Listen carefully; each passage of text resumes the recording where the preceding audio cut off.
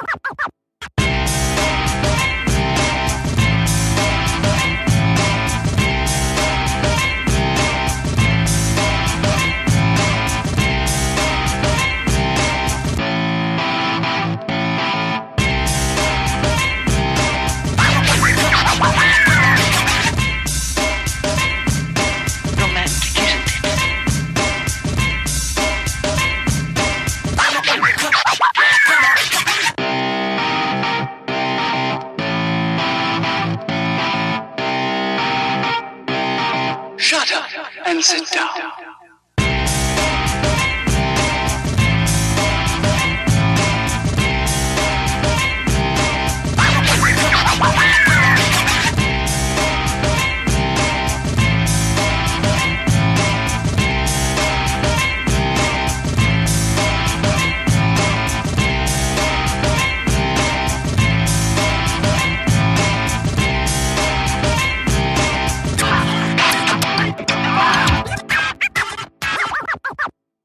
Shut up and sit down. Hello and welcome to another episode of Build Paint Play. I'm Dave. And I'm Jake. And tonight we're going to be talking about one of my favorite topics. Hooray! We so rarely get to talk about my favorite topics of toy soldiers, but no, this one's we're talking about humanity versus the fantastic. But doing it through the lens of the cool, new, upcoming Cities of Sigmar stuff. So it is a really pretty looking army book. It is a very pretty looking army book. This is true.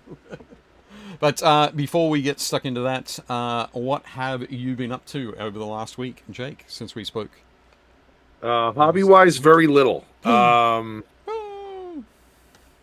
it's again the bandwidth that I have open to work on stuff is just it's depressing. I did a little more work on that other half of the Leviathan box. Cool. And I did do some lore reading. We were getting all the stuff prepped for the so as a retailer, Games Workshop gives us a very small amount of credit for any outstanding older product. So I brought home a couple of codexes. Right. Nice. So these are all the last edition ones, but like there's a bunch of really cool lore in here. Yep. So I grabbed this one. I grabbed what else did I get? I grabbed the Eldari, the Craft Worlds one. Okay. Cool. So I read through that. Like I'm really tempted. I really want to buy Morven Vol. She's just such a cool looking model. Right. Like I don't think I'll ever do a Sisters Army. Like I just don't like. I'm barely able to get my Space Marines painted, but buying a Morven Vault to paint her is just like she's just a really cool model. Yeah. Her whole backstory is really cool too. Like I was reading like her lore, and I love that the whole reason why she gets promoted is basically the High Lords of Terra are like, oh well, the old Canoness, the Abbess Sanctum, like got killed when the Rift opens up. Right. So they're like, well, we gotta appoint a new one. So they're like, everybody send in your like, you know, who you recommend, and it's like all these like candidates that get sent in, and the High Lords of the Ecclesiarchy pick her because she's like she's not even a canoness. She's like a Celestian superior. Okay. So she's like a veteran sergeant or like a lieutenant basically. Yep. And they're like, yeah, her, and they're like, well, she's really young and she's not super experienced, but she's definitely like a frontline soldier. So the Ecclesiarchy's like, we're going to pick her. So that way we can kind of like maybe navigate her through the politics and kind of have a better We can- handle, a hand on the wheel kind of thing. Yep. And she basically she takes the job and it's just like, yep. No, like she doesn't have time for anybody's BS. She's all about like just like getting everything done. Like it's awesome to the point that Gilliman, after she gets appointed Abbess Sanctorum or whatever, Yep. Gilliman pushes to get her put on the. Now she sits on the High Lords of Terra Council. Right. Yep. And she's like she is a frontline soldier. She like leads from the front. She's just really cool. So Yep. and her model's great. That's true. Yep. She is super cool. Very nice. Jim, yes, the Eldari are still enigmatic in this edition. Oh. Oh my goodness. Who have we got in the chat? Because I'm. Jeff's on. Josh is on. Hank's here. My buddy James Brobbins here. Scott's here. My buddy Jim LaCour's here. Excellent. I don't know who else is on. There's a couple other people too, but like those are the only people that have posted. So Cool. Excellent. Hello, yeah, hello but so- everybody. I've switched. I've got For a- some reason, it got a said couple was doing top chat instead of live chat. Oh. But now it's Okay, doing live well. chat, so uh, fingers crossed. oh, I did get this. So this is Marnius Calgar and his two Victrix Guard. Yep. Ray Rappaport was like, if you can find a good home for him, great. And if you can't, you can have them. And I was like, well, I do like the Victrix Guard. They are Yep. pretty rad models. So You said, well, I can kill both birds with one stone. yeah. I just bring them home. Nice. So something funny. Last week, I talked about how I rebuilt the driver for one of my Sagittars using the Ironkin dude. Yeah, I like that. Yeah, I love the Ironkin. I love the whole idea of them. Oh yeah, yep, definitely great. They're like artificial dwarves. So I sat down and was like, okay, well, I've got to find the heads for the other guys. I would have put them on my little sort of 4-prong thing. Yeah. But this was up here. And have a guess what else was up here? The missing driver. The missing driver, and so I now have a spare driver. I just have to convert a Sagittar to go around it. Yeah. Let me know how that goes. You can Yeah, roll Sagittarius. it should be just fine. Just fine. I also put together, obviously, some of the Cities of Sigmar bits and pieces. So this sweet dude Yeah. and his relic envoy. I started putting together some of the, just before the show tonight, I was putting together some of the steel helms. It's a fantastic banner. It's an awesome looking banner. Yeah. Banner bearer. But we'll get to talking about those. I also painting up some stuff for the next issue of Game Trade Magazine. And I'm doing some models from Firelock Games. Okay. So that's the from their Captains of Renown or something like that box set. So pretty cool. 10 different pirates of renown. I can't remember all their names at the moment because I decided not to do like Blackbeard or Yellowbeard or those guys. Nice. What's with the three red blade guard in front? Oh, here. Yeah. I picked up some. I spotted a guy who was selling off some Primaris stuff. So I picked up some other bits and pieces. So I've got like my blade guard from my Indomitus box set. Oh, for your falling stars. Okay. Yeah, so that they just happen to be there. I'll put them behind here. But they were already still gotta, primed up like- for Blood Angels. That makes sense. I was like, why are there's like three super bright red dudes right in front? I was like, what are those for? That's all they're there for. And I bought a Repulsor today, Such a great kit. so it should be interesting. I haven't put together any Primaris tanks yet, so this will be the first one. It's really nice. Like it's very reminiscent of the old Land Raider kit. Right. Like it builds kind of similar. Yep.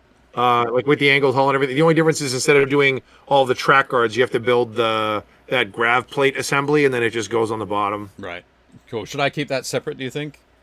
So Paint when it? I did mine, when I'm in the process of building mine, I didn't glue those two pieces together because I'm gonna paint the grav plate bolt gun metal, Okay. and then I'm gonna like stain it up and wash it and really dirty it up and have it be all chipped, and then I'm gonna paint the hull, and then once they're done, I'll glue them together. Okay, cool. Yeah, I'll do the same So- thing then. I mean, you don't have to. follow I your just, lead on think that. it's easier. What's that? I just think it's easier. Yeah, it looked that way. Looked like it was going to be that way. But yeah. Oh, Scott is here. Hey, Scott. Is Cities of Sigmar out already? It is not. Saturday. No. Saturday. The Army launch box releases. Yep. And then I'm guessing Which it's probably Dave gonna can be show that you. Dave has it. 2 or Dave 3. has it there somewhere. Yeah, so I was super lucky. So GW sent it to Adepticon, and Adepticon was scanning around for somebody who would put it together and do some stuff with it. And I stuck my hand up and said, "Me! Hi, it's me. I'm the painter. It's me." So they sent it through, and it arrived last Thursday, I think. So I quickly put together the Marshal and that sort of thing. But that's the box. Quite nice piece of art. Yeah, it's nice. I'm guessing then that this is going to be the cover for the regular Yeah. Army book. Whatever you call it. If anybody is still looking for it, I know the GW website is sold out. I think on Alpha Mega Hobby, I think we still have like 2 or 3 left. Right. But yeah, we've sold a bunch from already. It's a really, really nice set. Yeah, it is great. The what was I going to say? So that's what I've done. What I've got coming up is Nova. Nova Open is coming up this weekend. So super excited about that. I'll be heading down there Thursday evening. Sorry.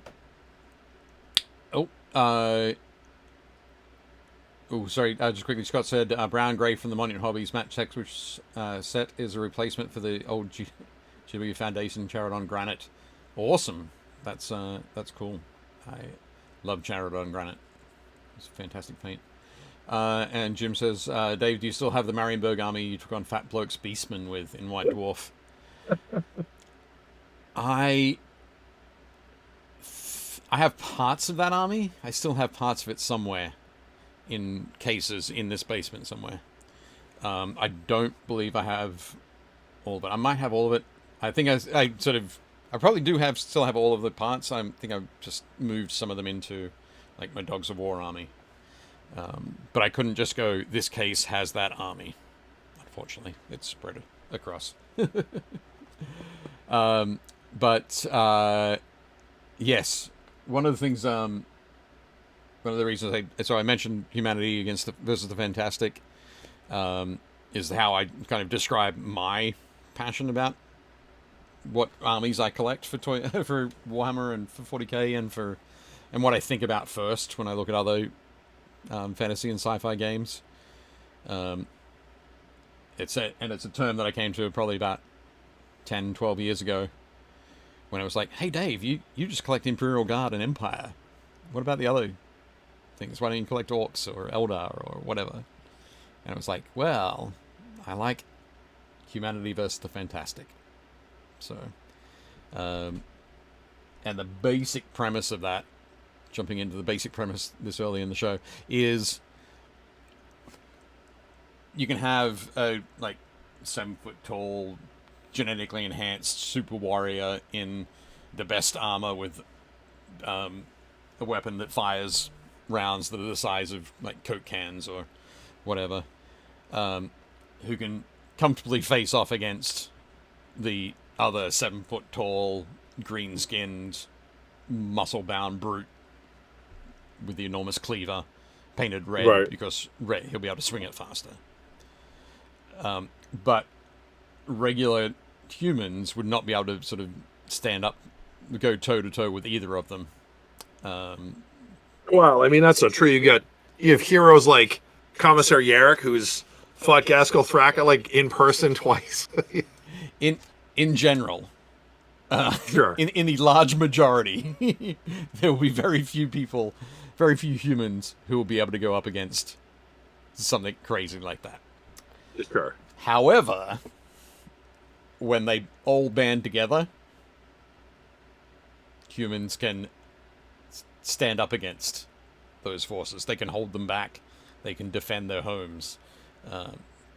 They can go out and claim territory sometimes. They can go and knock those other guys out of their homes. But to do that, they need to work together, which is sort of a key thing. They need to have parts of the army that can do all the different things they need to be able to do. And it's when they work together that they can be victorious. So that's always been my thing. So looking at something like Marvel Crisis Protocol, I wouldn't be particularly interested in the superheroes, which is kind of weird for a superhero game. But I'd be interested in the soldiers, the larger groups of soldiers or sort of sidekicks.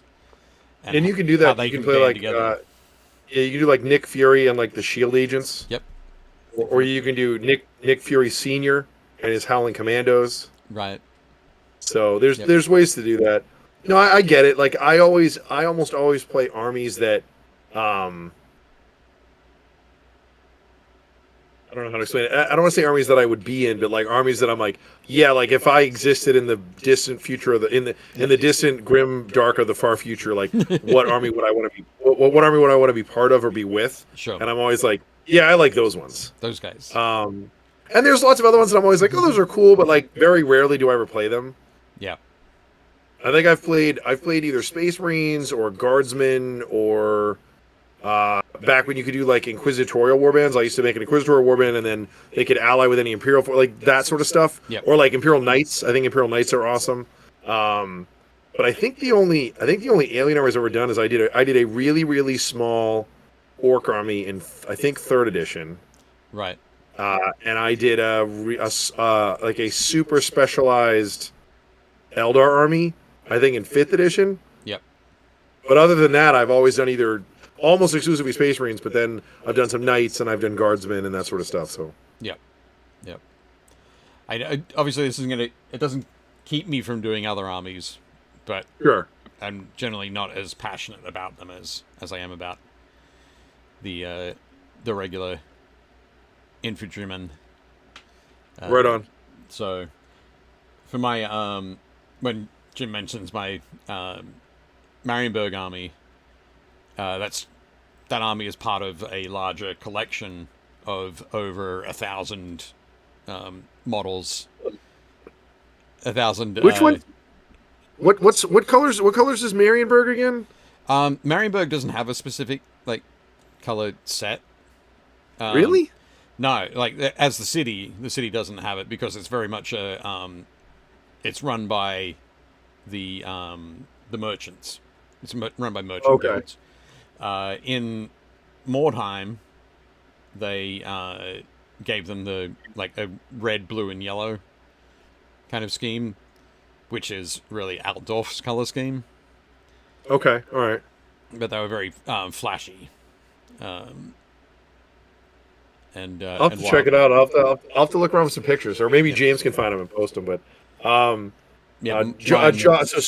Scott says he met Bo Jackson. Not all humans are created equal. Yeah, he's not wrong. This is true. And then Josh said small orc army, so 299 models instead of 300.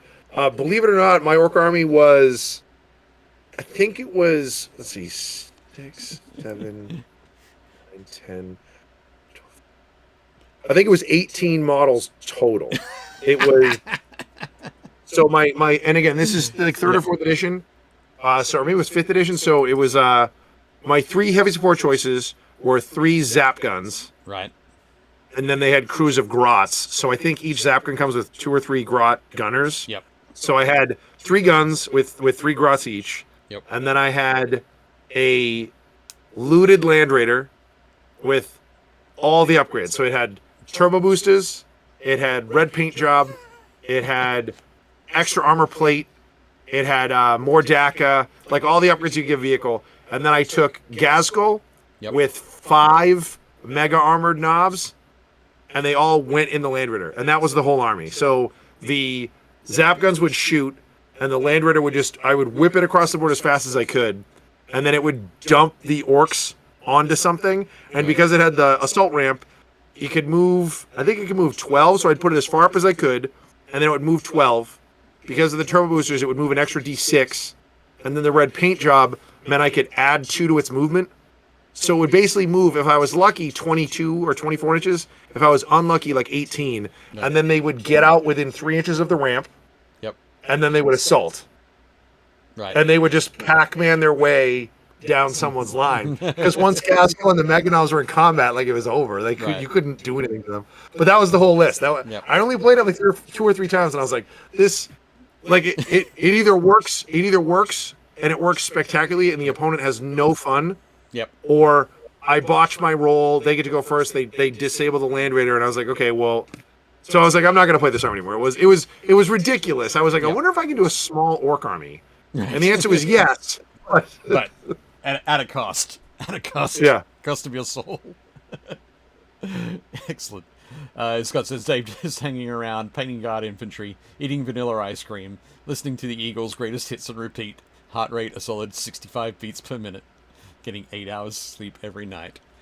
Hey man, we should all be so lucky. That's the dream. That's the dream there. But no. You don't get to paint that many infantry models sleeping 8 hours a night. No, probably not. All right, so let's get into this. Dave and I were talking before the show. We were talking about sort of the whole point of the Cities of Sigmar is they're the Age of Sigmar take on the Empire. Yep. So I always love the Empire stuff. Like Karl Franz was super cool. Like every iteration of Karl Franz they've done is just rad. The newest one where he's on like the giant, was it Deathclaw? Deathclaw the Griffin. Is like that model. That model is still amazing. Yeah. It's still super good. Yeah, the original one, it's like this big. It's like he's like a bigger horse. It's not basically. It's a 40 mil square base, is what the original Deathclaw Griffin is on. Yep. And then I think they redid him once, and he was bigger in metal. Right. I think he was on like whatever the bigger square was at 60 mil? Probably 50 mil. Yeah, so I think they bumped over to that. But he was bigger, so he was like hanging off of it. And then they redid this one in plastic right before they switched over to Age of Sigmar. And I was like, man, that model's just gorgeous. Like, why would you redo it now and then get rid of him? Yep. But yeah, the Empire was always neat. I always liked all the knightly orders, like the Knights Panther, and you had like who are the Wolf Knights? The Knights of the Order of the Wolf? Knights of the White Wolf. Yeah, they had the pelts and stuff, and then there was who were the black and white ones? The Order of the Sun? No, there was the Ostlanders. Ostlanders were black and white. I don't know. They were one of the knightly orders you could make with the knight order okay, box. with the soul. Yeah. I feel terrible because it's like a big sun, a black sun. I think is their sun. I don't have any of them. Even in those 1,000 models, I don't have any of those knights. I got a whole bunch of Knights Panther. I've got I did an army that was basically a crusading Knights Panther army. Okay. So they're all on like desert bases. They're going to Araby in the Crusades. There you go. Josh says Knights Panther, Blazing Sun. Knights of the Blazing Sun. Yeah. There we go. Thanks. I always thought the Knights of the Blazing Sun were cool looking. Yeah.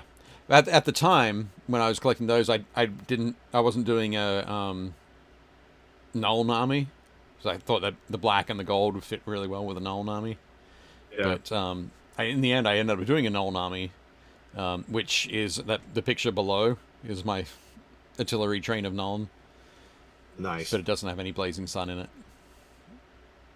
So. Yeah, they were super fun. So I always thought the Empire was really cool, but then, like we were saying, and then we switched over to Age of Sigmar.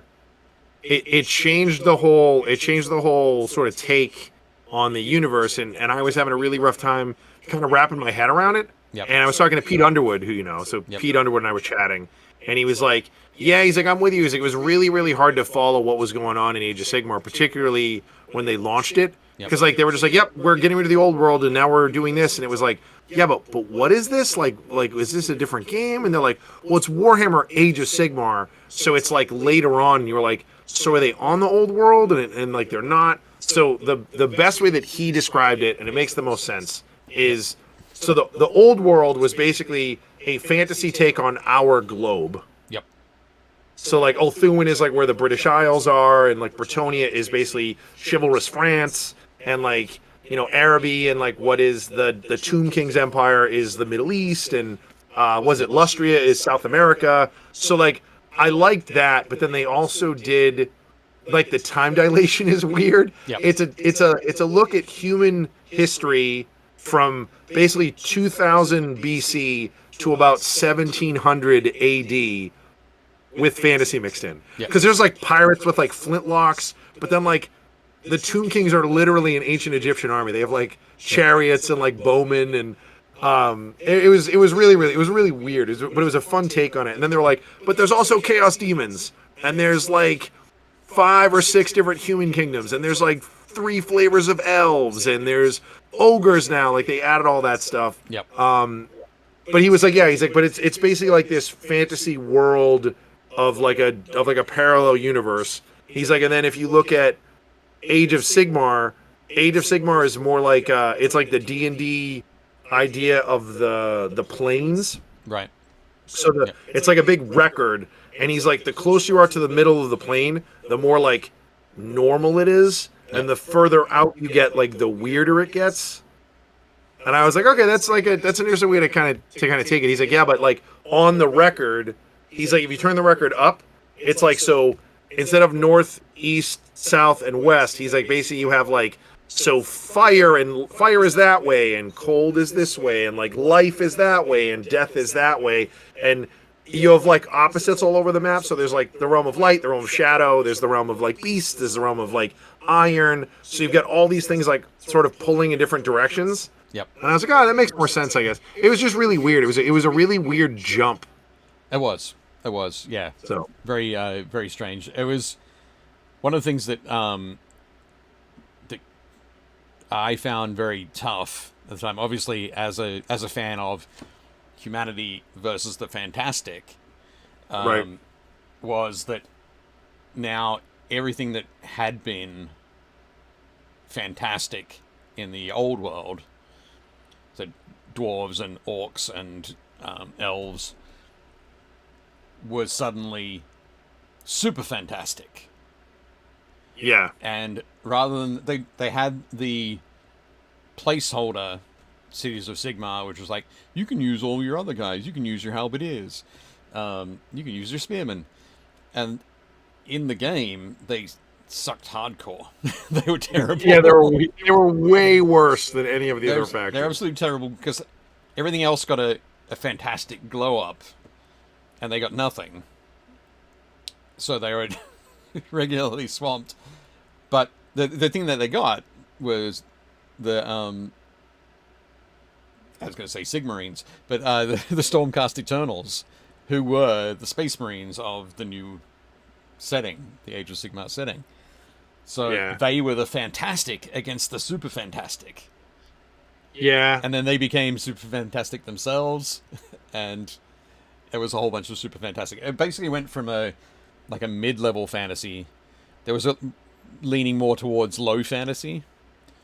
And if you think of low fantasy more as like when you're like a level 1 or 2 adventurer in D&D, sure, where you're going to meet some kobolds and you're going to have to find out your information at the tavern and all that kind of thing. So Warhammer went from that. Warhammer Fantasy Battles was that low to mid fantasy, to high fantasy, super high fantasy, where things were wild, things were crazy, things were you weren't sure what was going on. Yeah, and like, so my take on that, and I think you're right, but like I don't think Warhammer original Warhammer, like so old worlds, I would say it's just fantasy. It's standard fantasy because you've got like elves and dragons and magic and demons and all that stuff. But then when you add Age of Sigmar, you're absolutely right. It like catapults itself into like super high fantasy or like exotic fantasy. Exotic fantasy. Because now you still have the same stuff, but now like the elves are not just elves. They're like these weird like extra planar versions of elves, and it's like, wait, what? Or like the lizard men. Yeah. Like I love the idea that the lizard men in Warhammer Fantasy, just like in 40K, the idea is that there's the old ones. Yep. And the old ones are these like ancient, like lizard magicians that live for super long, and they have their offspring, and then they have the different spawnings that do different stuff. And then in Age of Sigmar, because most of the lizardmen get killed, you either have like I forget what they're called. Like they're like living ancestors, which are lizardmen that remember the old world, or you have like the dreaming, which are like new lizardmen that have been dreamed into being by the old ones. And you're like, wait, that is a whole other level of bananas that like you didn't need. Yeah, but. Yeah. And James is right. Like I knew a big part of it was because they wanted the copyright stuff. But I mean, they could have just stayed with Warhammer Fantasy and just changed the name. The reason that was always given to me by and I'm sure you've heard the same thing from various folks that we know at corporate. Yep. It was a business decision, and the reasoning was so their two big titles are Warhammer 40K and Warhammer Fantasy Battles. And at the time, we had specialty range, so you had like Mordheim and Space Hulk and Blood Bowl and Necromunda, but that was all specialty range. So the two big titles should account for the vast majority of your earnings every year. That's just how math should work. And they basically did I think they did a 5-year analysis. They took 5 years and averaged everything out and figured out how much they made. Warhammer 40K averaged 45% of their income was generated by 40K, which makes sense. It's one of your flagship titles. Age of Warhammer Fantasy, you would think, is probably close. I always thought maybe 35%. No. Its best year over a 5-year period was 15%. Yeah. Its best year. So I understand that they were like, look, we're spending half of our bandwidth on art and design and new miniatures and new books for a game that is just not returning that interest we're doing. Yep. So they decided to blow it up. I just don't think it was handled particularly well. The fact that we don't need to get into pointing fingers, but the fact that they were just like, we're just going to blow up the old world, and everybody was like, wait, what? And it was like, look, I get it.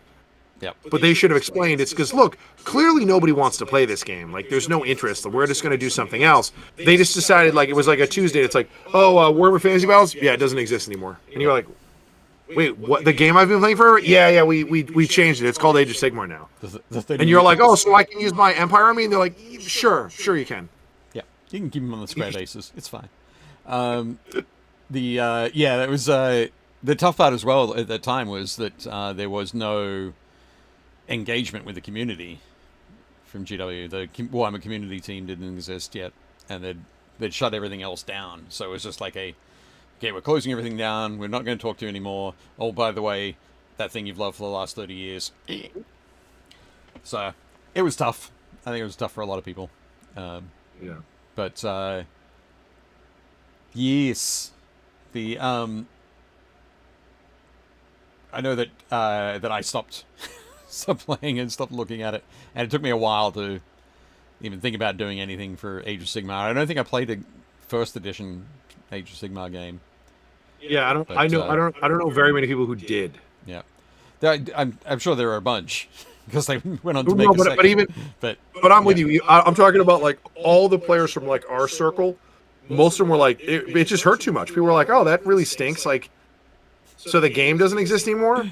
I think once they switched to what was second edition, Soul Wars. Yep. Once they switched to Soul Wars and they added things in match play and points and actually started adding more rules to it. Yep. I think a lot of people were like, okay, I'll try this out. Yeah. And I'll say right now, unabashedly, the current edition, whatever third edition is called, it's really good. It is actually a really well designed game.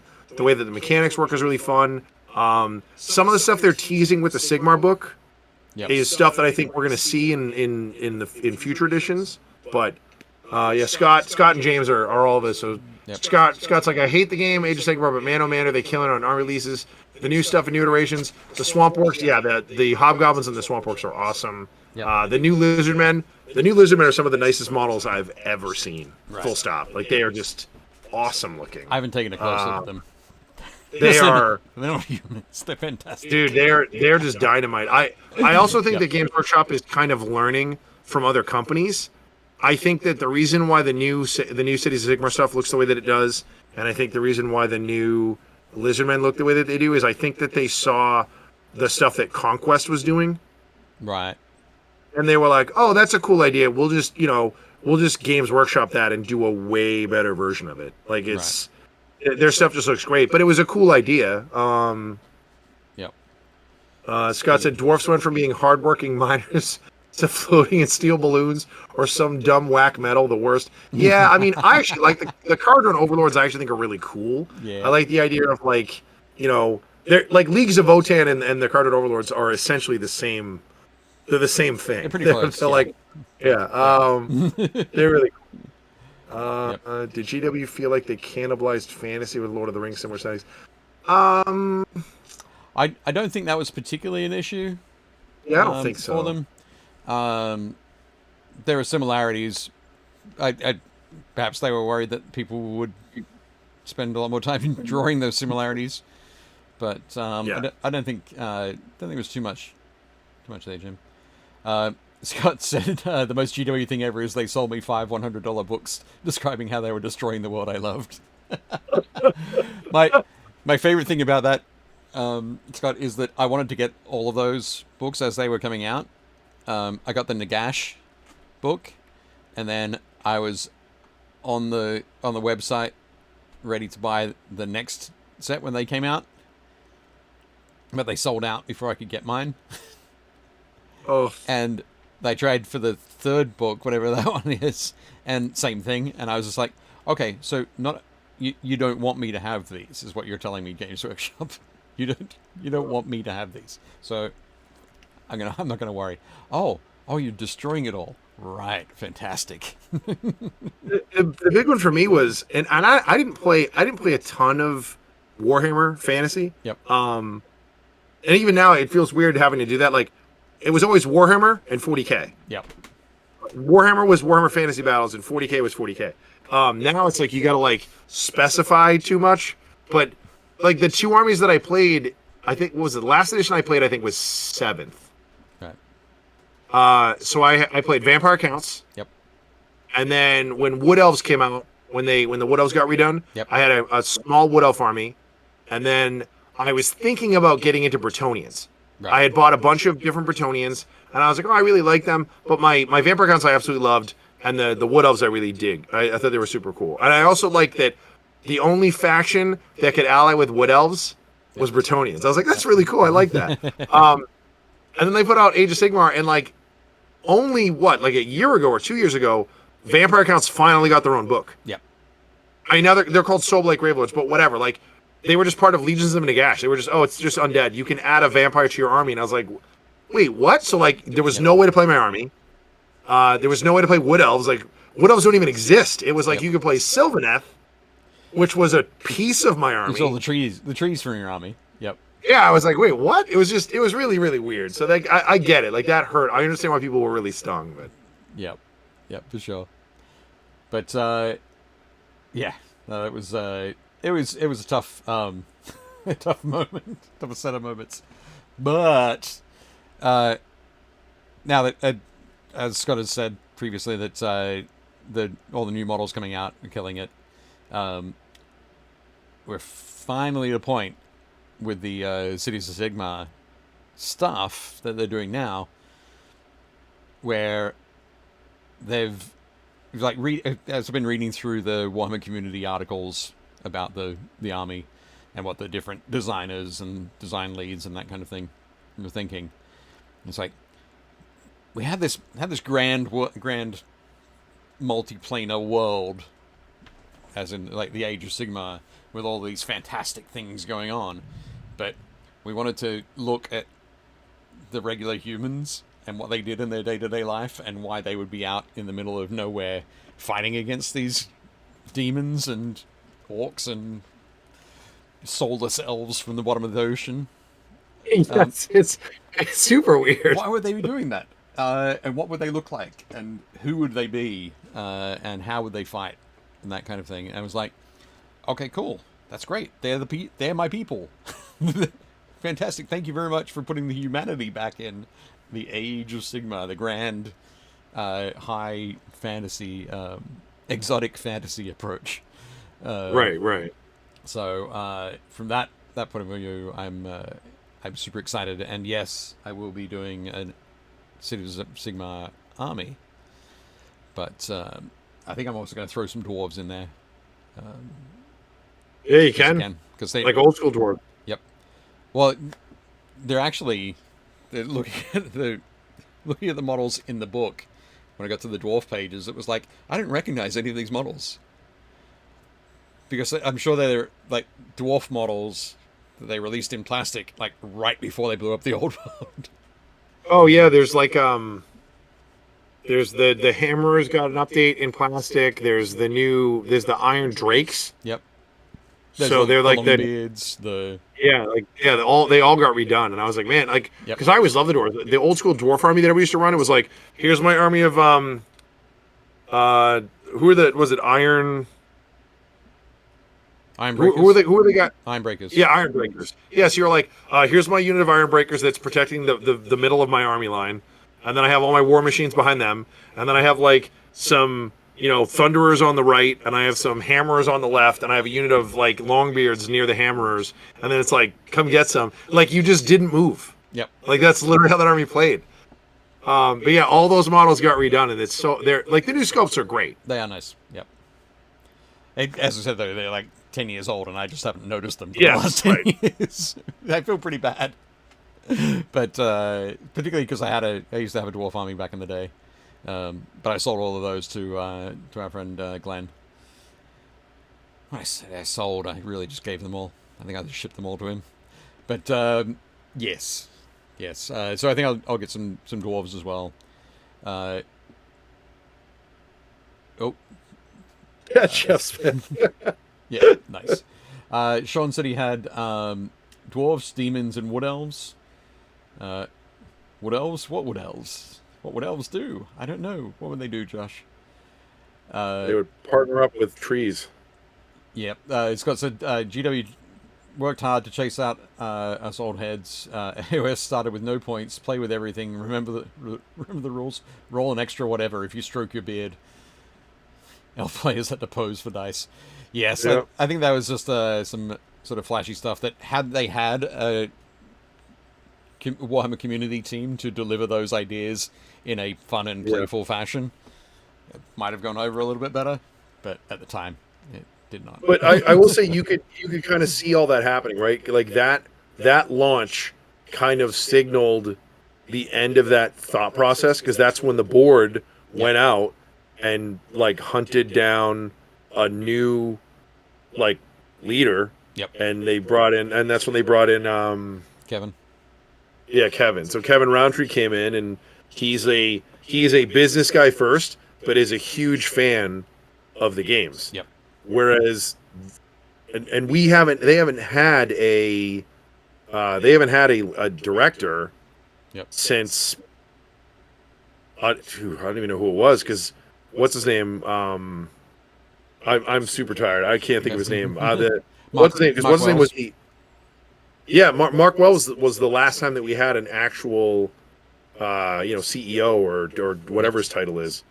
But yeah, it was weird, because then after Mark Wells left, we had what's his name acting as, like, he never got promoted deliberately. They deliberately wanted to like leave that position vacant.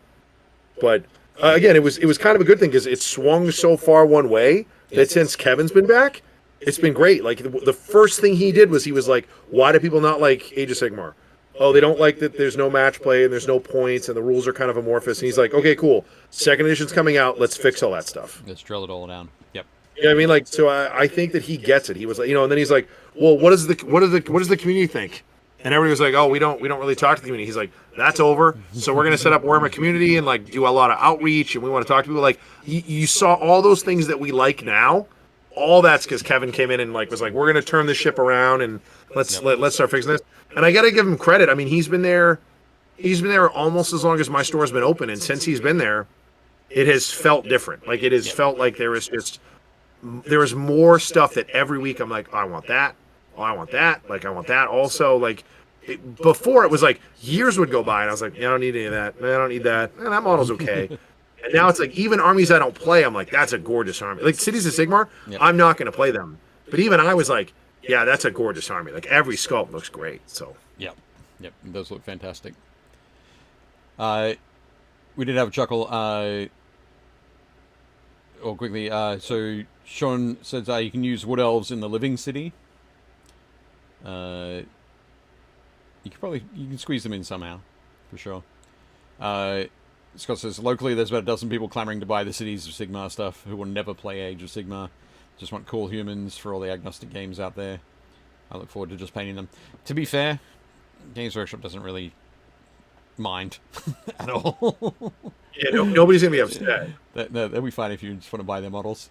Jeff says he has a huge Forge World Chaos Dwarf army just sitting gathering dust. Oh, we'll get you there. An army of big hats. Yep. We need to work out a proxy list. What's an existing battle tome that you could squeeze those into? But Jim says just throw down the grudge stone. I feel like I have to a little bit. It's terrible. I don't usually do that. When they added the grudge stone mechanic, it was so good. Sean said played warriors, slayers, and hammerers. Yep. What happened in my original dwarves back in the day? I think Ironbreakers were probably my core, as you said, Jake. But you had to take Ironbreakers. They were awesome. Hammerers, the hammerers from the Marauder miniature range were awesome. Super cool. Josh says yes, that was all quite evident from a customer perspective for sure. Scott said, anyone remember the Laughing Man Age of Sigmar dub? I do not. You might have to post the link, Scott.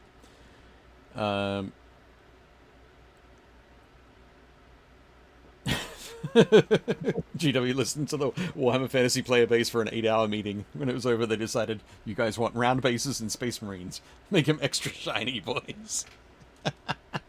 Yeah, I will say when it comes to other dwarf stuff, I will say when they put out the new Gotrek.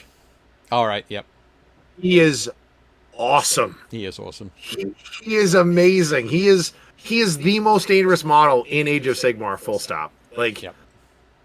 Like, there's other things that could potentially kill more stuff, but if he touches anything, it's dead.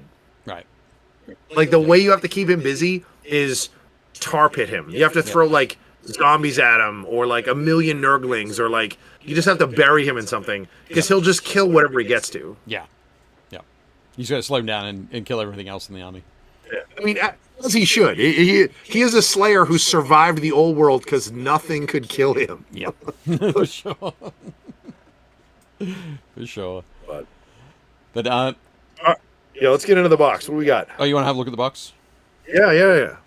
I sure do. There we go. It's the box. Sweet. Yay. So there are. You get 2 of the sprues of steel helms. Okay, so we've got this one. So there are. You get 11 shields on there, so you've got some flexibility. There's one like fancy shield that you can give to you would normally give to the champion, but the herald for the unit has the banner and a what do you call it? Trumpet. Oh, so he's at double duty. He's your full command. He's your full command. Yeah. Yep. So you can put the fancy shield on his back if you wanted to, which would be just fine. But you don't have to put a shield on him. So you're gonna have spares, which is cool. There are so in the unit you can have a priest, and the priest has one of 2 kind of fun little banner little pole options. They're in the center there. I'm on the GW site, so I'm trying to look at all of the. I'm showing it here. Look at it. That's pretty good. You got one of those 2 the hammer kind of options. You don't have to have a priest. You do have to have a champion, though. And it's one of those things where one champion per unit, one priest per unit, but you can have multiple, like one herald per 10 models. So building the units is going to be kind of interesting. So if you want to build them so you could use them together as a unit of 20 or separate as a unit, 2 units of 10, you got to make one champion not as noticeable, perhaps, as the others.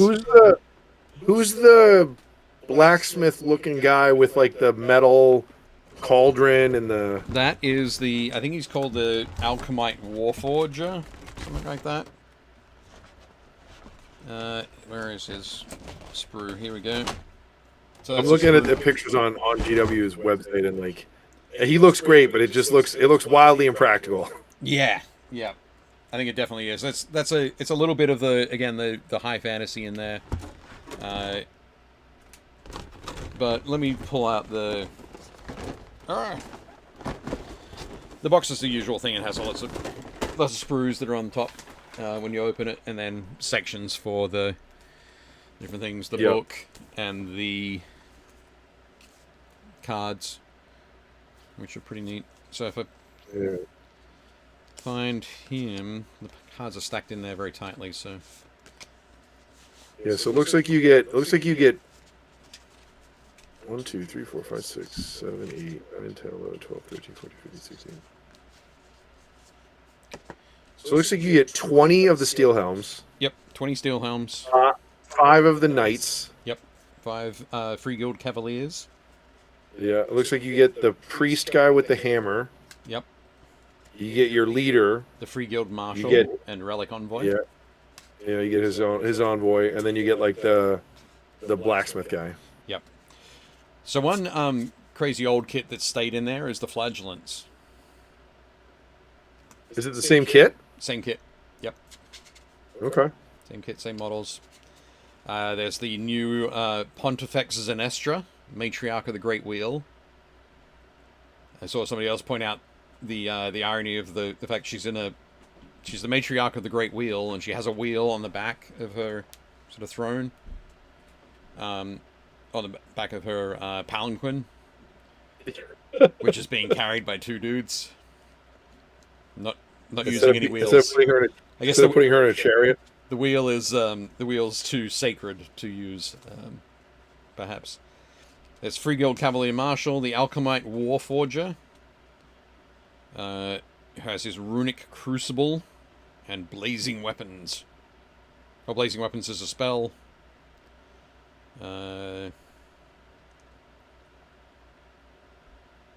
Yep. His helmet's really cool. It is, but it's kind of strange. There's the Battle Mage, which is the original. Oh, well, sorry, the plastic kit that they did for the Wizards ages ago. Oh, the new one. That's actually one of the newer kits they made. They put that out right around when Karl Franz came out, right before they ended Warhammer Old Worlds. I think it was even before then. I think it was earlier. Battle Mage on the Celestial Hurricanum. Battle Mage on the Luminarch of Hysh. Now these words make sense. That Hysh is a place in... thing. So you got Frigate Steel Helms, the Cavaliers, the Fusiliers, the Fusel Major on the Ogre Warhulk. How do you feel about that guy, Sean? The enormous... the Ogre with the banner pole with the crow's nest. The Ironworld Great Cannon, Steam Tank Commander. It's kind of strange. There's a Steam Tank Commander and a Steam Tank War Scroll. So it looks like you can have multiple Steam Tanks, and this is like a Tank Commander.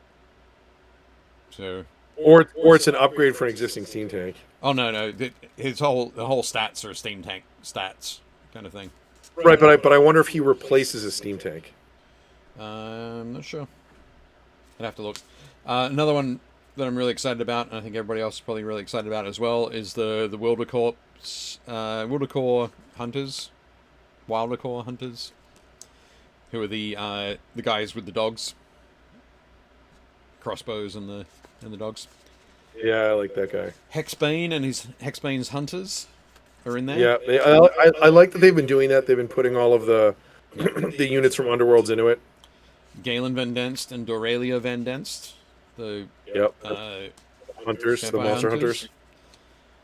The Warden King, the Rune Lord, Longbeards, Hammerers, Iron Drakes, Iron Breakers, Cogsmith, Gyrocopters, Gyro Bomber. So they're all the dwarf All units. the dwarf stuff. And then for the Dark Elves, there are the Dark Elves, perhaps. It's still elves. You just pronounce elves. Sorceress, Blackguard, Bleak Swords, Executioners, Dark Shards, Dread Spears, the War Hydra, Drakespawn Chariots, Drakespawn Knights, Still Dark great Rovers, models. Assassins, the Black Ark Fleet Master, and then back around again. So, Are Corsairs in there? sorry, yes, Corsairs, there's the Charybdis, Scourge Runner Chariots, Free Guild Marshal. The Free Guild Command That's Corps great. look pretty crazy. It's literally the old Dark Elf army. It's the whole Dark Elf army. Yeah. Uh, The Free Guild Marshal on Griffin, Mounted Free Guild Marshal, Carl Franz. Talia Vedra. No, there's no Karl Franz. There is, however, the Battle Mage on Griffin, on the Karl Franz Griffin. You said the other one too. There was the High Lord on Griffin. That's the Carl Franz. Oh, the Marshal, Free Yeah. Guild Marshal. Right, okay, yeah, that's the Karl Franz model. So James says, had to be tempted to call Sigmarites Ground Marines. Yeah, he's not wrong. Scott says, the new Nurgle Rider, come on, I paid $160 for a whole box just to get that mini. I don't feel cheated. That mini is awesome. GW be killing it.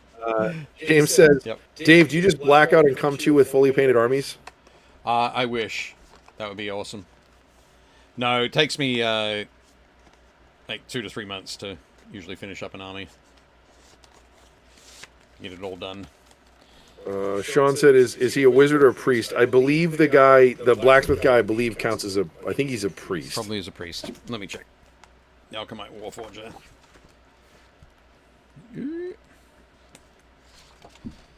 He is wizard. Oh, okay. Order, Cities of Sigmar, Human, Collegiate Arcane, Hero, Wizard, Alchemite Warforger. Alright. Yeah, Wizard, he can attempt to cast one spell in your hero phase and attempt to unbind one spell in the enemy hero phase. If you pick a law from... It must be the Collegiate Arcane for this unit, and it must be Transmutation of Lead. I like how they pick one as long as it's this one. Yeah. You can have any color you like as long as it's black. Yep. But, yeah, absolutely fantastic miniatures. They all look great. So, yeah, they're all... That's what the box is, though. There's the wonderful tome that looks great. In here, they've got loads of great lore. They talk about the different cities. They even present some of them with maps of the realms. So this is Gyron, Realm of Life, which has the Living City, Hammerhall, Gyra, Phoenicium, and the Greywater Fastness. They're all part of that realm.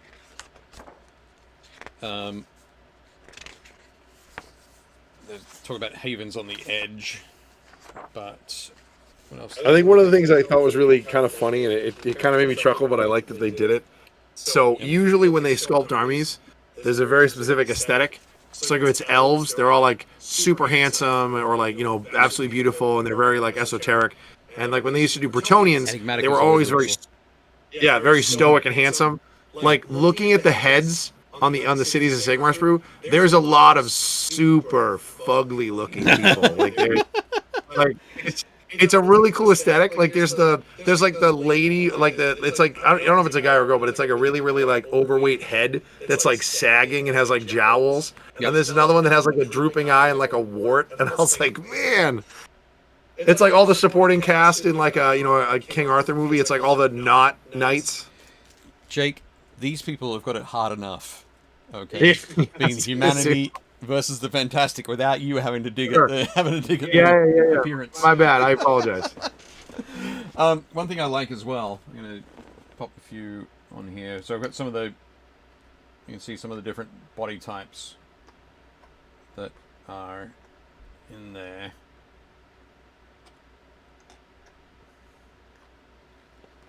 I'll hold these up to the camera. Make the camera big. Make it so it's just you for a second, like you're the guest. That's not how that works when the guest is on. Okay. Yeah, we can't do that. We don't have it set up for it. Oh, nice. So there you go. Like on this end, the one that's in front of my face at the moment is kind of slight and small, like in short. And then there's the portly guy, who's kind of a beefier guy. The one that looks like me.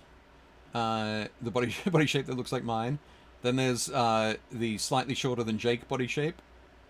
Sure. There's the next one, and then so there's very definitely height differences there, which you can then just sort of accentuate with the helmets or the heads, or as you said, yeah. So some of the bigger body shapes, you can put some of the jowly heads on. I really like that. I really like that helmet on the one knight that looks like a skull helm. All right. That helmet is really, really cool. Go back to the box and open up. So I haven't looked at that one yet. It's one of the Cavaliers. Yep.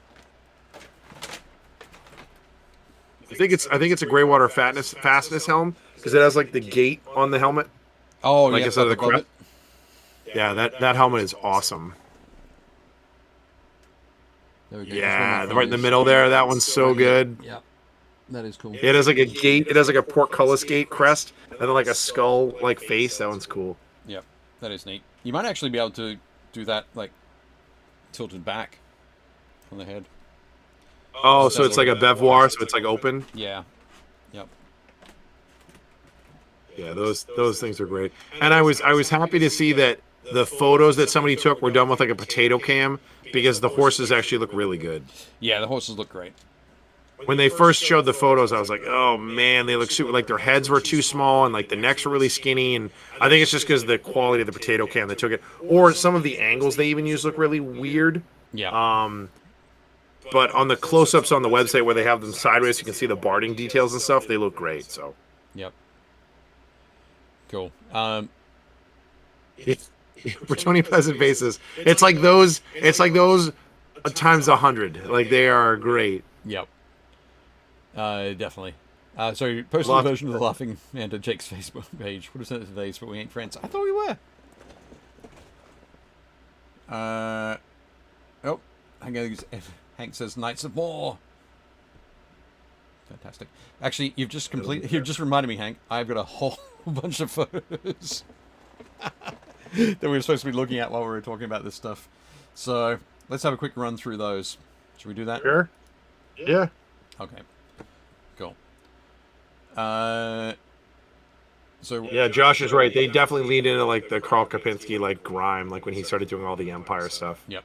One of the things I've loved as well is before we go to this stuff is in the paint schemes that they've done and the description that they've put on the Warhammer community site. I definitely urge anybody who's interested in this stuff to go and check out the Warhammer community page and look at the 5 different articles they put up there. But the heavy metal one, they went through and they basically had to created a paragraph, really, like 3 short sentences or 2 or 3 short sentences about the look of the scheme.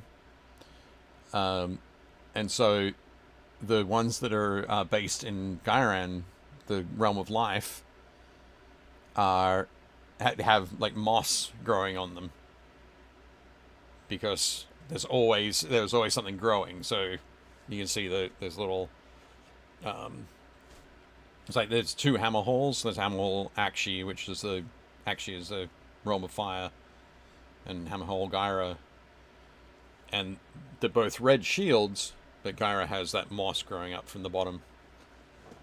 Definitely check it out. Looks good. Anyway, so we've got a big picture here, big version of the. This was my Armies on Parade entry for like 2012, I think. So this is my artillery train of Nuln.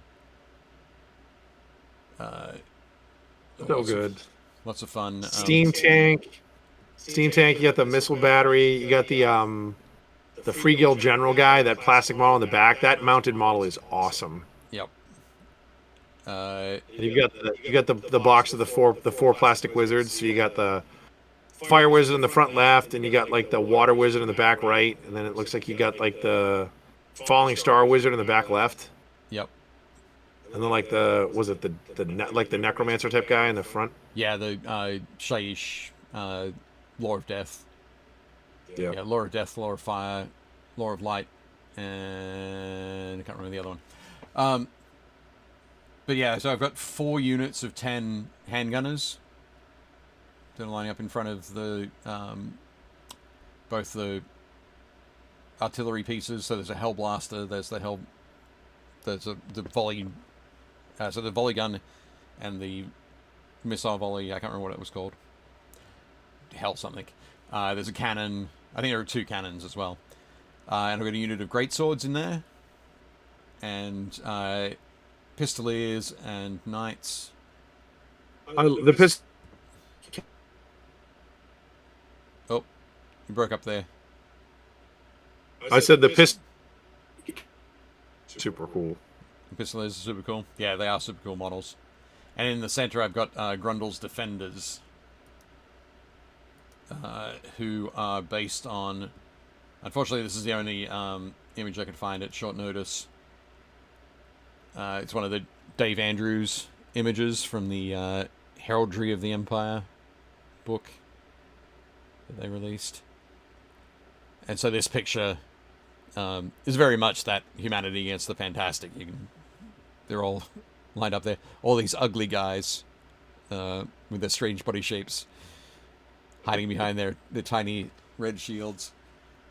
But they're the ones that sort of inspired the that regiment that I did. I also love the musketeer vibe. Like they all have they're all just wearing like basically breastplates and like Leggings. like Paterges, some like the leaders, and then they have like tilting shields and like pistols. Yeah. That definitely. But painting up this unit was super cool. It was a fantastic sort of start to the thing. I actually I like the mascot you have. Oh yeah, the powder monkey there. Yep. At the back. So and freehand work on those on that banner design. Very nice. Based on the sort of extrapolated from the one from the Dave Andrews artwork. So that was fun. Very good. You're pretty good, Dave. You're pretty good. The core of those guys is a unit of it's like 10 models, I think. They won me I think a silver demon at the Golden Demons Nice. In like 2010, I think, maybe 2011. But yeah, a lot of fun working on them. This was the Greatswords unit that was in that army. And this is right around the time when they released a lot of their... there were some Mike Anderson sculpts. Okay. That were just sort of completely random. So there's a guy leading a bear. Oh yeah, I remember And then now. the bear has a drum, perhaps. I can't Yep. remember exactly. And an eye patch. An eye patch, yeah. And because there was cannons, the artillery train of Nuln, so lots of cannons, that kind of thing. On the banner there, that arrangement, the bear with the holding that cannon, is actually taken from I think it was a Polish regiment that had a bear that would carry their ammunition for them, the Polish artillery regiment. Pretty awesome. From World War II. So that banner kind of looks like theirs. There's that column there, and the greatsword that's standing on top is a metal model from an event that they had at Warhammer World called Cry Havoc. Oh, okay, yeah. Which is like way back in like 2003, 2004. Amusingly enough, I entered these guys in Golden Demon in 2012 in Chicago, I think, and they were disqualified. Why do you think they were disqualified? Because of the bear, I'm assuming. No, and the bear was a GW model. You might look at it and go, "Oh, well, obviously there's that filler. That GW are not a big fan of fillers, unit fillers." But actually, there are the right number of models in that unit around the base, so that dude on top is extra. It was because, so when you look at it, you can see that the models at the front are on 40 by 40 mil bases. Yep. Or actually, that front unit there is on a. It might be larger. It might be like 40 by 100. So it's like a regiment base. But they were disqualified because they weren't on their original gaming bases. Yeah. I just feel like, oh right, I meant to enter it as a diorama. Well, they tried to move it to the diorama section, and they had to call me over because I already had an entry in the diorama section, so they had to be disqualified. That's so stupid. It was so stupid. But yeah, Josh got it right there. Multi-base. Yep. So it was a bit disappointing, but I still love the unit. It's a lot of fun. Here's a picture of the Hellblaster volley gun and the crew there.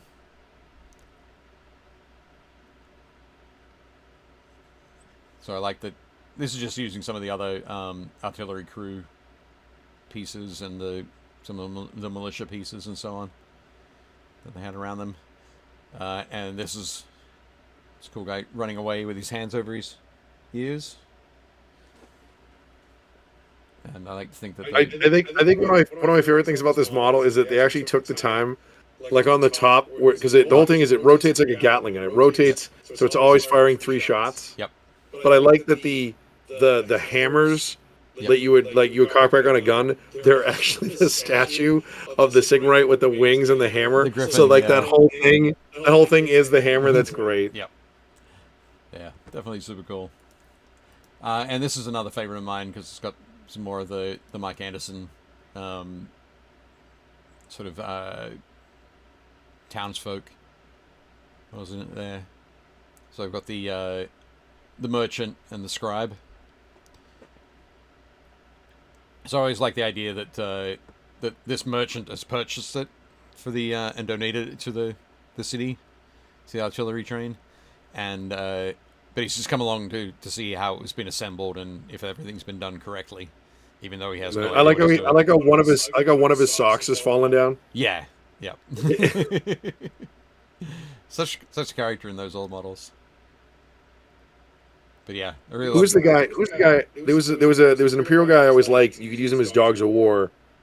Oh God, James would know too. I used the helmet on one of my Blood Angels. I used it as like a veteran sergeant. It looks like a Roman centurion's helmet. Or crossed with a Spanish conquistador. So it has a little bit of a visor. Yep. And it has flaps like this, and it is a centurion's crest. Okay. I think it's like Bronzio's Besiegers, and he's wearing a breastplate that has the twin-tailed comet on it. Okay. Right. But he was part of a mercenary. It was a mercenary unit, Right. or it was a Dogs of War unit, but he was clearly an Empire guy. Briganza's Besiegers? That might be it. Or Bronzino's Galapagons. It's one of the two. When I was like, man, those are cool. Yep. They were definitely awesome. The next up is from my Army of Mor. Mor. So the Empire God of Death. So Morr. But these are a lot of fun to put together too. They're Chaos. These are Chaos Knight steeds. Yeah. So they're a lot bigger. And the helmets are all from a Chaos Knight. Yeah, it's the Chaos Knight. I use that as a chaplain helmet on my Primaris Marines. Yeah. Yep. That banner That banner is one of my favorite banners that they have ever done. It is such a cool banner. Yep. I have a Space Marine that I took that banner and very carefully carved out everything. Yep. So it was just the connection piece and the wings. Oh, okay. And I put it on top of my captain's jump pack Yeah. for my Blood Eagles. So it looks like he has wings. It like, this is years before they got like Sanguinary Guard and all that stuff. Like, it was a really, really fun conversion. Yep. But that thing is so cool. I think I shaved it off and then I used the body and put it on my Death Company Dreadnought. Right. But yeah, that kit is just great. Yeah. These were a lot of fun to work on too. And next up, this is my Empire War altar. My altar of War. The War Altar was such a ridiculous model. Yeah. Yeah. But I replaced horses with flagellants. I had all these like plague doctor. Yeah, I like the tube helmet, like Yeah. masks. So got those. Are those Tyranid bits you've got in there? No, those are the sides. Those are the actual sides. Yep, they're sides, but they're from the that staircase is from one of the early pieces of plastic terrain that they did before they did or around the same time that they did the. There was the Wizard's Tower. Oh yeah, all the cool terrain pieces and stuff. Yeah, the other bigger pieces, but I do like the whole idea of this. This is the Warhammer equivalent of the 40K, like, drag me closer so I can hit them with my stick. Like, that's literally what it's like. Yep, it's very definitely the drag me closer thing. But this was inspired by a Karl Kopinski piece in the 6th edition rulebook. There's a fantastic piece of art which has like in the background there's this huge altar that's being dragged by flagellants, and there are like other flagellants are like attached to it by chains around the neck, and they're throwing themselves off it.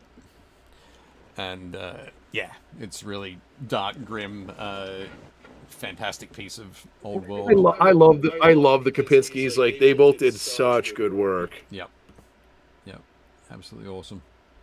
And so it's looking at things like that I've done which makes me really excited, particularly for this guy, the Free Guild Marshal, Free Guild Cavalier Marshal.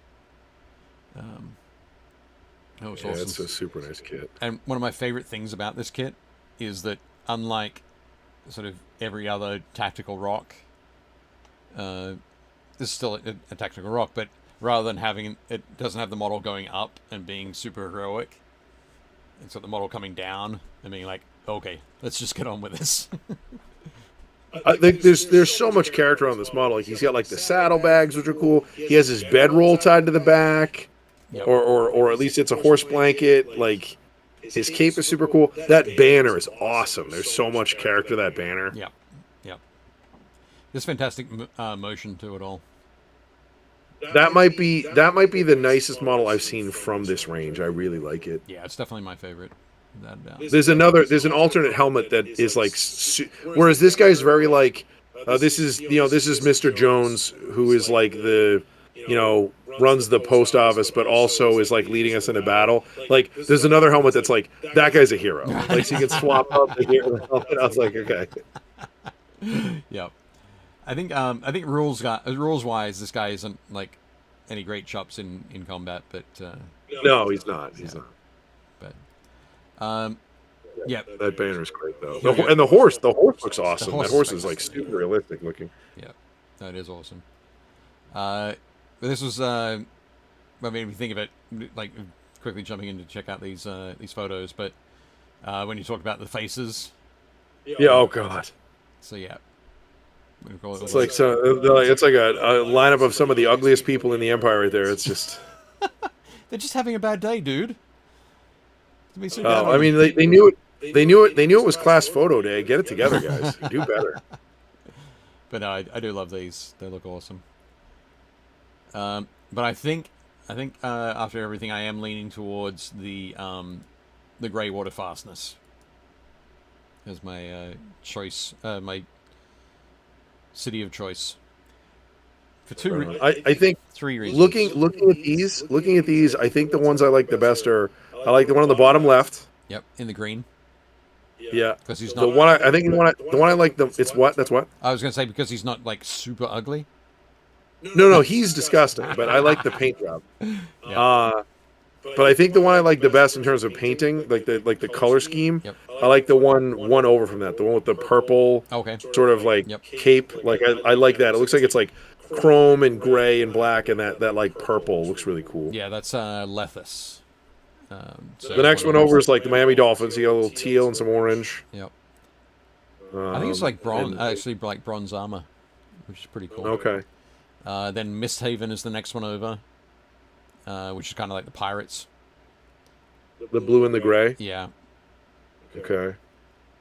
And then there are a few there from like Akshi and Hammerhall Akshi and Hammerhall Geyer. Yeah, there's two of those ones. Yep. To each one there. The middle one up the top and the one on the bottom left, the bottom right. Those are from the same city. Yep.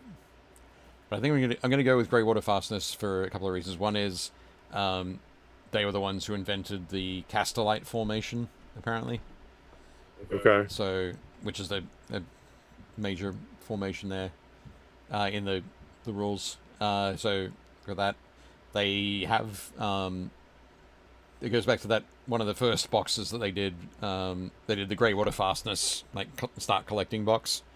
Yeah. Which was a lot of dwarves in it. Yeah. So it links to that, and also the color scheme is like dark, like almost like cast iron, kind of looking metal, and yellow, or like a desaturated yellow, which will fit perfectly with my artillery train of Nuln. Okay, nice. That same sort of thing. So I can drag out my like sand yellow and my Avalon sunset. So Josh says he's the leader not because of his skill. Because of his skill in telling slightly naughty jokes to patrons of the local post office.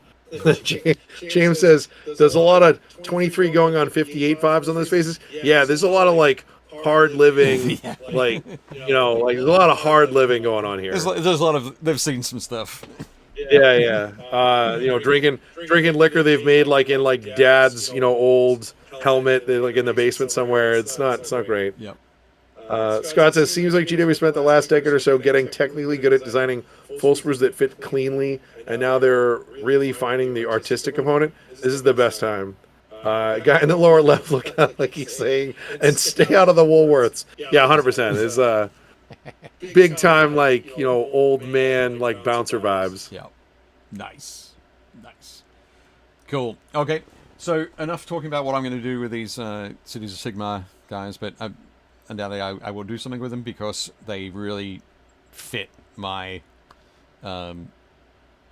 humanity against the fantastic versus the fantastic kind of vibe. So it's gonna be interesting. I do really like the shields. Fun. I really like the shields. Oh, the shields, yeah, I think are great. I The think old school the wooden board shields with like metal framing to hold it together. They look really cool. they do. I like that they did the way they did the. Let me find somebody with a shield. There we go. That they put in all of that. Actually, wait for it. Yeah, so you're not a thumbnail. There you go. There we go. The square, the diamond. Move to your left a little bit. There you go. There we go. Yeah, so I like that they've done that. So all of the cities have that, or basically all of their iconography fits in that shape. Yeah, it fits.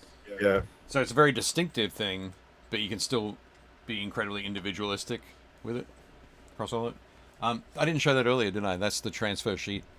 No, yeah, it comes with 4 of those. The Army Box comes with 4 of those sheets. It's awesome. So yeah, You can really lean in. So there's a whole section which is the Cavalier heraldry, and I think the Cavaliers typically are individuals, and they don't necessarily go towards or show the what do you call it? The heraldry of their city. But I think from mine, how we'll go down that path, they won't be as individualistic. But fortunately, there are extra decals for it, which is cool. Yay! So, moving on. We need to move on to... We get any miniatures from the group, or We do. We have a bunch. So we're going to run through those quite quickly, I think. First up, we've got Ben Williams, who has started on a new army. He is going to be doing some Illuminath Realm Lords. But these guys he's working on with red armor and like gold trim. So yeah, very, very, very high Eldar vibes there. Lots of bright colors and. Yep, I love the sword, blade. It's got a very yeah, he did the lines of it too. Yeah, looks great. The Realm Lords models, like, they're super cool. For me, they are so busy. There's so much going on. There's an incredible amount. It's like, so it's like, oh, I have a classic. Yeah, it's like I have the classic conical Eldar helm. Okay, cool. And then it's like, but then there's a helmet on that, and you're like, cool. And then it's like, well, there's a headdress, and then the headdress has tassels, and then there's a tuft on the headdress, and it's like, okay, that's cool. It's like, also I have a back banner, right? And it's like, oh, well, that's cool. It's like, but also the back banner has a topper on the pole that has like a topper, and then there's like, it's like there's so much going on. A helmet, and that helmet has tassels. It's ridiculous. There's that exotic fantasy. Yeah. Oh man. But yeah, looking crazy. Looking good. Somebody's like, you know what's high fantasy? Big hats. Big hats are high fantasy. Yeah. Indeed. Next up, we've got Chris Gorka, posting an Azrael. That is Azrael, isn't it? Pretty sure. It's not up yet on mine. Speaking of big hats, he's got the helmet, but he's got the big wings. I love that helmet. That's one of my favorite helmets in the range. Yeah. No, it looks great. I think Chris has done an awesome job on that sword too. Yeah. Look. That sword's great. And it's just a simple model at the end of the day. Like, he has like the cloak sweeping out when he's walking. Like, it's a really, really cool model. There's a really good sense of movement. Like, everything is moving in one direction. Yep. Everything's nice and dynamic. But yes, as Josh says, that sword, chef's kiss. Now this is Chris Gorka's squigs for his squig armor that he's working on. I love squigs are the best. They look super cool. Did you see the picture of the like clonk? I think that's what they're calling it.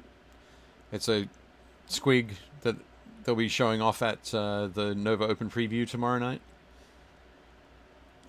It looks like it has a huge stone Elvis coif. I did not see that. Yeah, Elvis hairstyle. Looks fantastic. You'll have to check it out.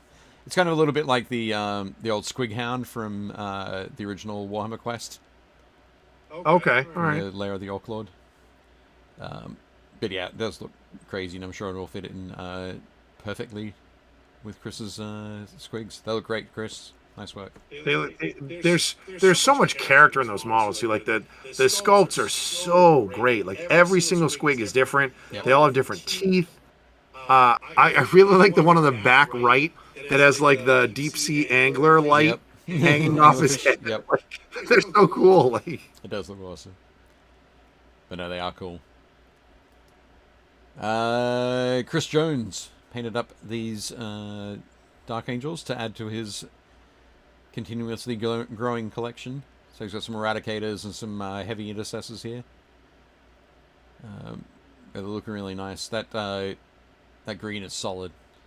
It's very that looks good. Very beautiful. It's not too dark, but it's not Mentor. Not Mentors. Who are the super bright green ones? Oh, Sons of Medusa. Sons of Medusa. It's not Sons of Medusa bright green, but it's. Yeah, this could they could almost be salamanders. Yep. Like the one behind them off in the right, the top right, he looks darker. Right. It could just be the lighting as well, because the That's guys true. sort of at the front look a lot brighter than the ones sort of to the left. There's a kid who did Dark Angels a while ago in my store, and he did them. He basically sprayed. I think he sprayed them. I think he sprayed them black, Yep. and then gave them like a really, really heavy dry brush with like a super dark green, Yep. and then gave them a light dry brush with a light green, and like they are so dark, like they are basically black marines with green highlights. They look awesome, but they are so dark. Yep. Nice. Scott says all the elves have the neck of Brock Lesnar. Oh yeah, they got traps up to here, Yep. straight line from their ears to their shoulders. Yep. Excellent. Next up, we've got Cliff Headers and his Defcopters. Yeah, these are great. So, yeah, having fun with these. I think these were from when did these originally come out? Are they Assault on Blackreach? Yeah, I think so. Yep. So I don't know. I don't think these are the Assault on Blackreach ones, are they? No, those are the ones that came out in their own box after the push fit ones, Right. but they're the same. I think they're the same generation, Same the same sign, iteration. but yeah. No, they look great. Nice work, Cliff. Excellent. Next up, we've got some from Jeff Smith. We've got some more of the models from the Judgment game. Yeah, he loves He's that. been cranking these out. So this is the game that's by the Judgment team in Australia. It's being produced and distributed by Creature Caster in Canada. But this is a pretty wild wolf kind of model. It's got a very sort of Kieran kind of feel. Yeah, there's very, I can't think of what it is. There's a video game that has a character that looks very similar. Okay. But yeah, looks neat. There's also this Minotaur Shaman. Yeah. How do you pronounce it? Shaman? Shaman. Like the toilet paper? That's Charmin. Oh. It sounds the same to me. That's CH with an R in the middle. Oh, Charmin. Radio. Charmin. My bad. There's no R in Shaman. Okay, this is true. It's SHA. He is cool though. But yeah, looking great there, Jeff. Nice work. And finally, from Jeff, there's a lovely Etten piece as well. Oh, Oh yeah, Okami. That James got it. yep. Okami had like a red fiery fox thing, red and white fiery fox thing. Right. Yeah, that's great. Yep. Looking nice there, Jeff. Josh has been doing some more work on his Tyrannid Prime, the Hive Tyrant. Sorry, Winged Hive Tyrant. And that blade is the most enormous rhino blade I've ever seen. Yeah. It's huge, huge.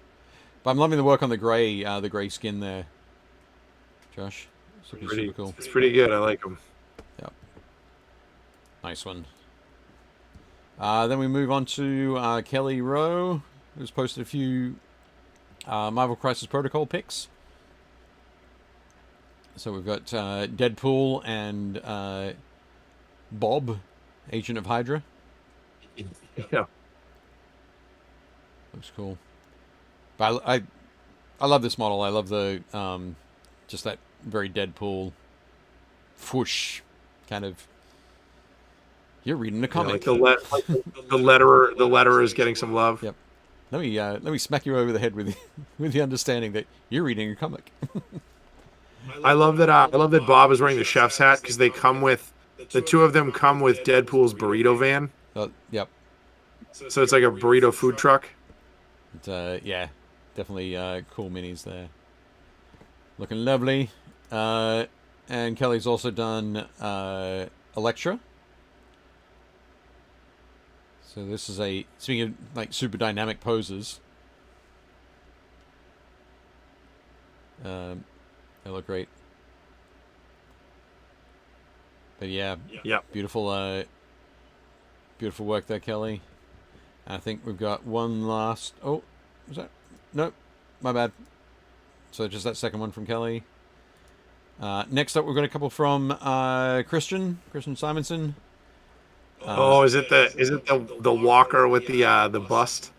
No, I don't have that Oh, one. we'll show that next week. That was We'll show that next week. incredible. Yep.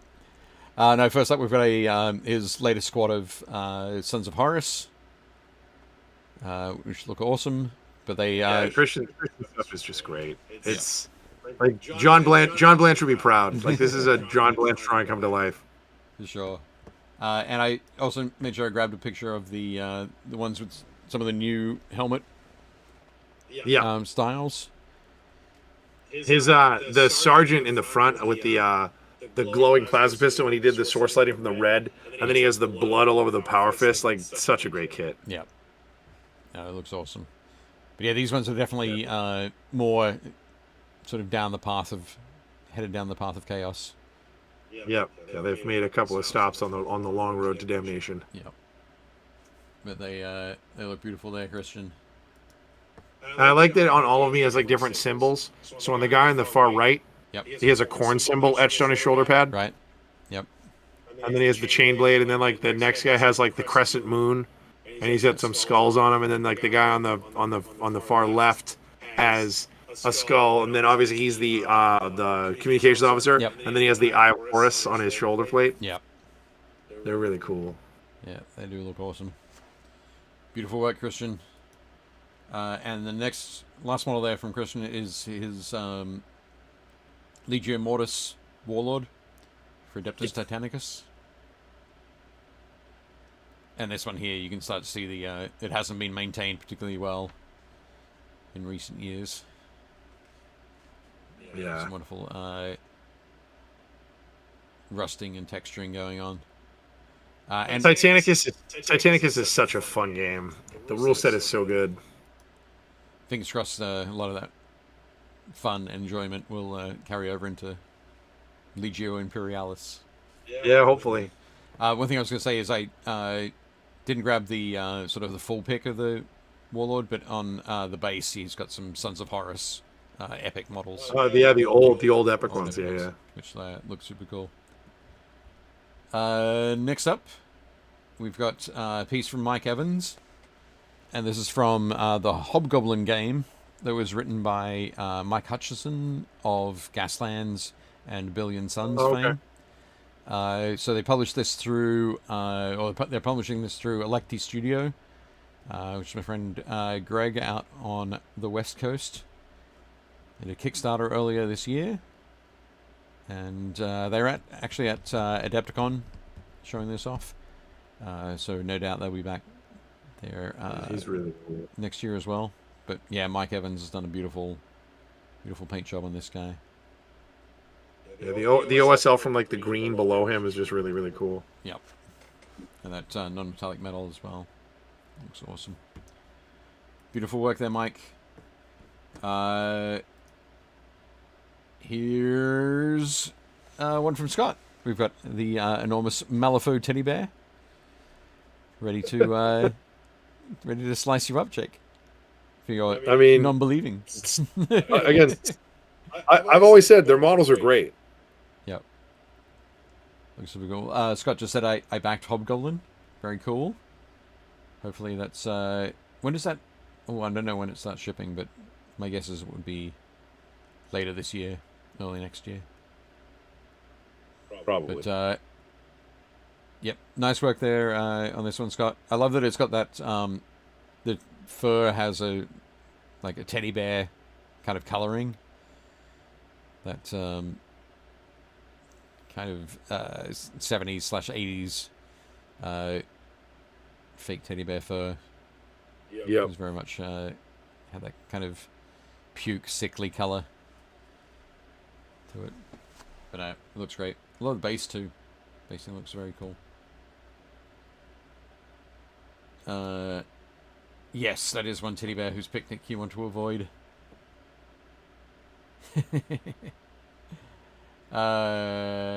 Next up, we've got Sean Gleason's Eidolon of Mathlan. That's finished, so we've got a front and back shot. But it's been really great seeing this come together, Sean. It's nice to see him completed. Just looks Yeah, so this awesome. model, that model's just great. Yeah. I love the that as it comes down towards the front on his cloak, you just got that sort of frothy foam kind of feel in the colors you've chosen there. Recently, I've been working on. I've been laying out the second section of Katarzyna Gorska's The Art of book, Yep. and it's about how she paints water, and it's just mind blowing looking at that, seeing the way that she puts the layers in and the shadows and the highlights and how she does all of that. It makes it look like makes a two-dimensional. No, it makes a three-dimensional model look like it's translucent, and you can see through it, even though it's a solid piece of metal or plastic or resin. It's amazing. Nice. I'll check that out. Yep. Looks very cool there. Next up, we also have this mini from Sean. Right up until I switched over, I could remember the name of the model, but can't remember it. But also for the Lumineth Realm Lords. Looks super cool. Is this one from the Warcry? Not Warcry. Underworlds? No, that's one of the. Oh God, his name. Let us know, Sean. Let us know what it is. I can't remember. I'm sure it's like something Lightseeker or like Right. Centauri Lord, Finder. Enlightener, there we go. Yeah. Enlightener. But yeah, looks very cool. See, he's got another one of those hats. Yep. I love those hats. Not quite as exotic as the other one, but No, but I do like it. That looks great, Sean. Beautiful work. definitely nice. And then finally we have Stephen Ryder, who is continuing work on his fantastic epic squats. And The airship. epic squat Is airship. this the airship? Yep. So there's a shot of the finished airship. We got some nice sort of work in progress shots along the way over the last week. And but yeah, Steven's done an excellent job here. The beautiful checkerboard pattern, fantastic runes. I think that says Goodyear in Dwarven runes. I bet you it does. And then you see right behind it that metal one. That's the old gyrocopter. Right. Yep. This is so funny. I love what he's doing. Like I feel like I'm in middle school again, like buying epic stuff. It's so funny. One of the things that Stephen mentioned when he posted this as he started work on it was he wanted to get it primed and completely sealed to reduce the chance of lead rot. And I don't know if you've seen any. So this model is from 91, 92. Right. 92, I think. So it's just prior to the switch over to, in the US, the switch over to white metal. Yeah. But so the miniatures that have lead in them, or are primarily lead, can actually start to decay. Seriously. When we're finished, go to the Googles and hit up lead rot. Okay. And essentially, yeah, it's exactly what it sounds like. The lead rots away, becomes crumbly and falls apart. Huh, that's weird. It's probably not just lead. It's probably whatever the mix was that they had. Because lead, if I remember correctly, lead is supposed to be like gold. It's supposed to be a very stable element. That's why. Yeah, that's why it was used for so many things. It probably is something that mixes with it, but it's also like air when air mixes with it and that sort of thing. Yeah, it's instead of oxidizing, it breaks apart. Yep. But on some of the Oldhammer groups on Facebook, I have seen photos of models that have suffered from lead rot. Yeah, I mean once it's painted, like I seal all my stuff. Yep. I seal coat everything I do. So yeah, if he seal coats it, that should help. I think, well, with these, he's been like making sure that the what do you call it? The primer coat is like a solid primer coat everywhere. So like this one would have that little hole underneath it to accept the flying stand base. So even in that little hole, you've got to make sure that that's coat all that. got to undercoat all that.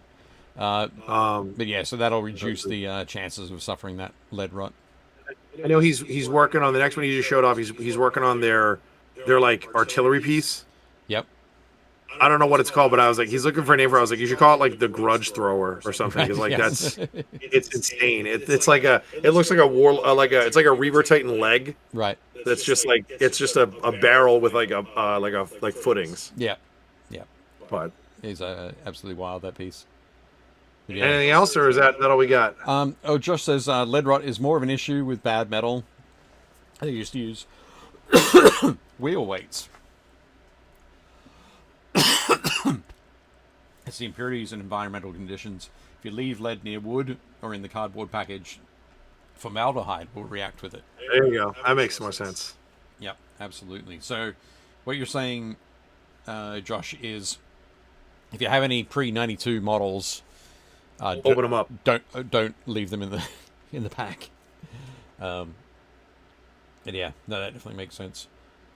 Eek. I know it'd be a terrifying thing to have a collection of models like that and start to see them slowly fall apart. Yeah, for sure. I told you a while ago I sold Adam Pratt or I traded Adam Pratt a whole it's stuff that I bought when I first started working at GW, so it's got to be from like early 2000s. Right. But it's probably from the print run from like the late 90s. Okay. So it was a whole Eldar army all in blisters. All right, yep. So it's like, like the Guardians, and you got like 3 Guardians, and then 3 more Guardians, and then 3 more Guardians. I had all the Aspect Warriors. I had a couple weapon platforms. I had the Warlocks. I had the Warwalker, like the metal one that came like in the blister. But yeah, it's all blisters except for I think I had a Falcon that was the Jess Goodwin first one, so it's plastic with the metal weapons. Right. Yep. But I traded him that whole thing, but they're all still in the blisters, so hopefully he opened them. They should be fine with those because they were they were white metal. Yeah. So they might turn yellowish, but they shouldn't rot. Right. Yeah. Cool. All good. So we got anything else, or? Nope, that's it. That's the Steven's airship was the last of the models from the group. We are at 8:48. So all right, perfect timing. We're right there. Right there, right on it. So nice one. Good talking about humanity versus the fantastic. Absolutely. Think about that in your own choices for armies. Do you like the fantastic, or do you like humanity against the fantastic, or a mix? Right on. It doesn't matter which. It's fine. Well, look, as always, so guys, next week Dave and I we'll have Blue Sky up and running, so we'll post stuff on Blue Sky as well. We will hopefully we'll have a guest. I think we will announce it during the week who we'll have on as a guest. Yep. I guess Sean said he'll see you at Nova. John, thank you so much. Yep. So John is going to be at John's going to be at Nova as well, which should be super cool. Anybody who's going to be at Nova, make sure you stop by and see Dave. Dave, when we get off the phone, let me know. I will send you a bunch of these, and you can give them out to people who come up and ask you. Cool. No, I think I have a bunch. I'll take some. Oh, you do still? Okay. As always, guys, please tell your friends and your family, and kind of spread us wherever you can, and hopefully we'll continue to do this and get. We'll have somebody cool on next week. Hopefully, Dave will find somebody cool at Nova. Maybe we get it Uncle Adam or somebody on, or Cat. I know they're both going to be there. So. Yep. For sure. No, it'd be all good. I will find somebody, I will track them down, and I will get them to pledge to be on the show. But we'll announce that at some point, probably Friday or Saturday. But yeah, it should be awesome. Looking forward to it. Thank you very much, everybody, for joining us this evening and chatting away. What's Blue Sky? Who knows? Who knows? It's sort of like the new attempt. It's another social media platform. The original designer of Twitter, when Elon Musk bought him out, he went and did his own thing, and sort of got a bunch of other designers together, and they have made Blue Sky, which is another social media platform. Right now, it's in like I guess technically you would say it's in like an open beta. Right. So they already had their launch, they already had their alpha, and they had their beta. And the only way you can get on it now is if you get an invite. But almost anybody who joins gets a handful of invites, and then you can give them out to people. So we just got one from a friend of ours, and I signed us up. So, Cool. But it's just hopefully it's just another way to just direct everybody here or to our landing page. So yes. Also, if you are going to be at Nova, make sure you check out the Warhammer preview. If you're not going to be at Nova, it'll be online, probably around a very similar time. But yes. Definitely check it out. There'll be loads of fun stuff. Hopefully there'll be some more information on Warhammer the Old World. Yeah, probably. We'll see how it goes. They showed that big thing and they had all the announcements. It's so funny now because now everything says Warhammer. So it's like Warhammer Fantasy Battles, or it's Warhammer Old World. Warhammer, but it's Sigmar, the order was like it's Warhammer Age of Sigmar, Warhammer Underworlds, Warhammer Warcry, Warhammer 40,000, Warhammer Kill Team, Warhammer, and then it's Blood Bowl, which does not say Warhammer, and then there's like Warhammer, Warhammer Horus Heresy, Horus Heresy, Age of Darkness, and then there's Warhammer, Warhammer Old World. But I was like, it's really funny. They all say Warhammer except for Blood Bowl, which very specifically does not. Yeah. Go. Excellent. Okay, everybody. Listen, thank you guys so much. Thank you very much, everybody. Let me cue up the outro screen. And we're ready to go. And as always, don't forget to build, paint and play. Shut up and sit down.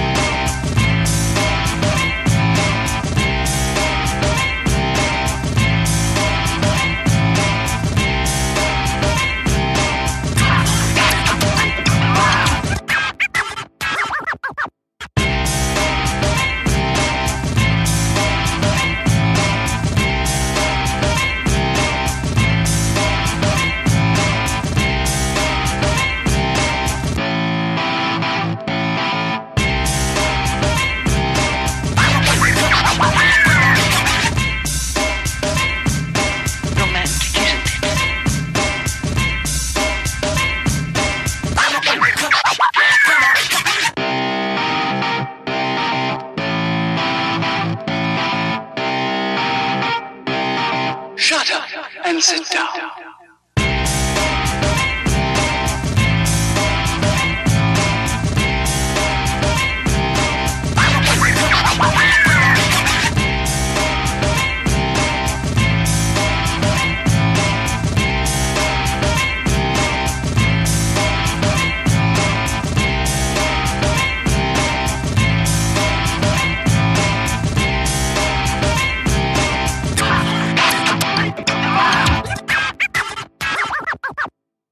Shut up and sit down.